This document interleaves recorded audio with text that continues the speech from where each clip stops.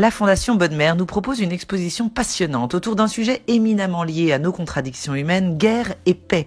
Deux opposés qui ne peuvent pourtant pas exister l'un sans l'autre, et ce depuis la nuit des temps. L'humanité n'a jamais cessé d'être prise en tenaille entre son irrépressible désir de conquête et son profond besoin de paix, deux sentiments qui cohabitent dans nos écrits immémoriaux, à commencer par les textes saints de la Bible, de la Torah ou du Coran, trois grands livres qui nous accueillent ici, nous interrogeant sur la place des religions dans les conflits ou la question du pardon face aux atrocités de la guerre. À l'entrée de l'exposition, ils sont ouverts au passage légitimant la bataille, la guerre sainte. À la sortie, ces mêmes ouvrages seront ouverts aux pages incitant à la paix. La question se pose, comment faire cohabiter la nature guerrière des individus et leur aspiration à vivre dans un monde pacifique?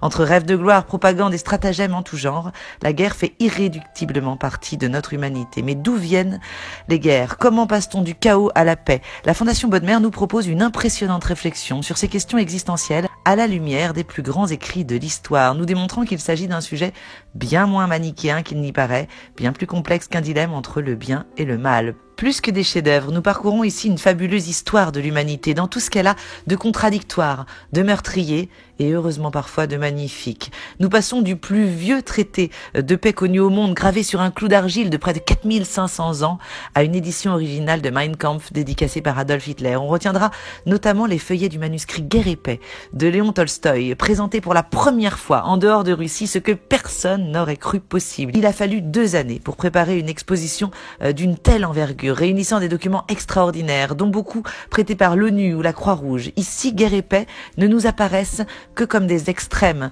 d'une palette de nuances qui ne cesse de s'étendre aujourd'hui. Quelle différence entre un guerrier et un conquérant? La guerre peut-elle être une fin en soi, un accomplissement, voire même un art? Si l'endoctrinement se fait moins direct aujourd'hui, les massacres plus discrets, les armes moins visibles, la religion plus pacifique, les guerres n'ont pourtant pas cessé. Elles se mutent. Un calumet de la paix, la feuille manuscrite sur laquelle Napoléon, exilé à Sainte-Hélène, se comparait à Alexandre, l'édit de Nantes, le télégramme original de 1933 où l'Allemagne se retire de la conférence sur le désarmement, le traité de fin de la guerre de 30 ans, l'énorme parchemin décrétant la paix perpétuelle entre François Ier et la Suisse juste après Marignan, ou un émouvant original de l'Iliade, autant d'écrits originaux inestimables réunis ici, tout comme Voltaire, Camus, Rousseau, Kant, Baudelaire ou les rédacteurs de la Société des Nations.